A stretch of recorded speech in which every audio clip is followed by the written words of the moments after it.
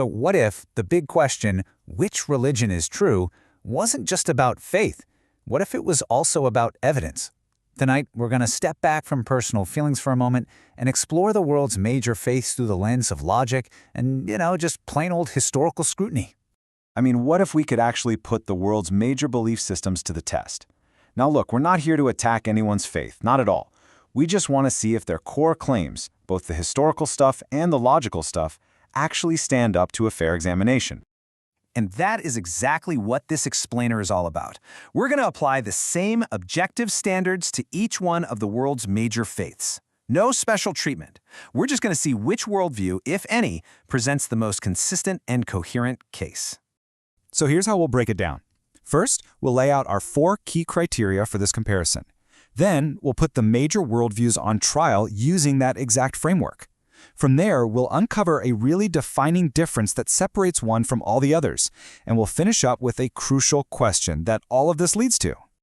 Okay, to make sure this is a truly fair comparison, we've got to have a consistent framework, right? So here are the 4 criteria we're going to apply to every single belief system we examine. Okay, first up is the time gap. How long after events actually happened were they written down? Second, manuscripts. What does the physical evidence look like? How many early copies do we even have? Third is internal coherence. Does the belief system actually make logical sense on its own terms? Does it hold together? And finally, the ultimate goal. What's the big problem the religion is trying to solve, and how exactly does it propose to solve it? All right, with our framework in place, it's time to get started. We're going to run the world's major faiths through this 4-part gauntlet, and we're going to kick things off with Christianity. So let's start with Christianity. Its claims are deeply rooted in specific historical events from all the way back in the 1st century. First, let's look at that time gap. The Gospels were reportedly written about 40 to 70 years after the events happened, which is really important because that places them within the lifetime of eyewitnesses. And as for manuscripts, the earliest fragments we have date to just over a century after the original writings. For any ancient text, that is remarkably close. And this brings us to the sheer volume of evidence.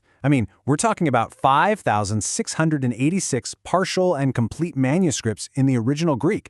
And get this, when you add translations in other ancient languages, that number just jumps to over 14,000. To put that in perspective, that quantity is a massive outlier among documents from the ancient world. So what about its internal coherence and its ultimate goal? Well, Christianity starts with a problem. Humanity is morally broken and separated from a just God. The solution it proposes isn't about humans earning their way back, but about God himself intervening to provide a rescue. So that ultimate goal, salvation, is presented as a gift of grace, not something you earn. Okay, next up is Islam, founded in the 7th century, and we're going to apply the exact same criteria. The time gap for the Quran's initial compilation is actually very short, just 0 to 20 years after the death of Muhammad. But, and this is an important distinction, our sources note that the major standardized manuscripts that we rely on today come from a couple of centuries later, mostly from the 8th and 9th centuries. Now, this gap in the manuscript history, it presents a really complex area of study for scholars. Our sources point to this internal scholarly discussion, with prominent figures like Yasser Qadhi acknowledging that reconciling variations in those early texts is, and I'm quoting here, the most difficult problem for Muslim scholars. So what's the internal logic? Well, the core problem isn't inherent brokenness, but more like forgetfulness of God and disobedience. The solution, then, is submission to Allah's will, and the ultimate goal is paradise, which is achieved by following the 5 pillars and accumulating good works, though the final outcome always rests on divine mercy. Now we're going to turn to one of the world's oldest faiths, Hinduism. How does it measure up against our 4 criteria?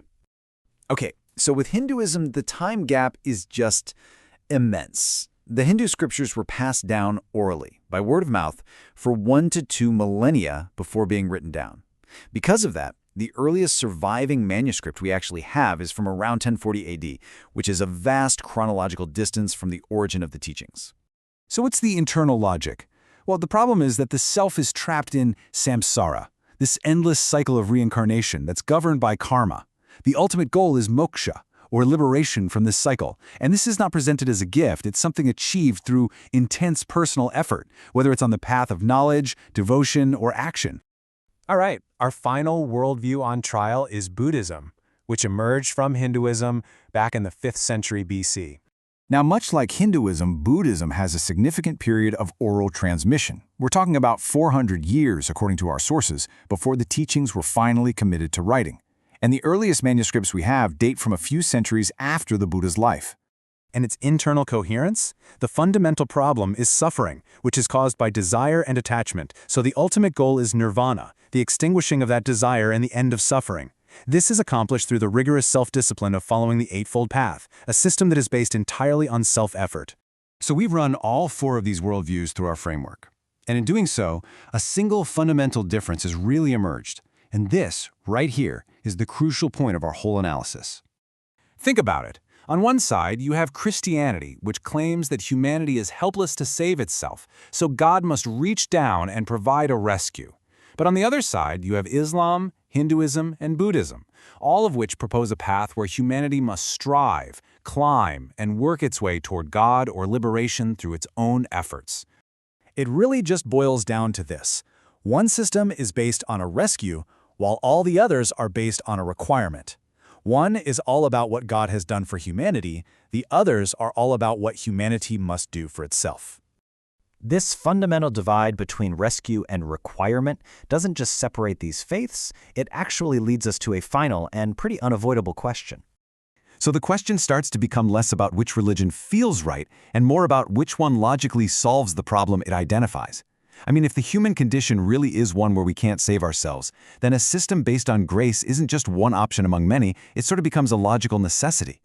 The final question, then, is this: which worldview offers a solution that doesn't depend on us being the solution?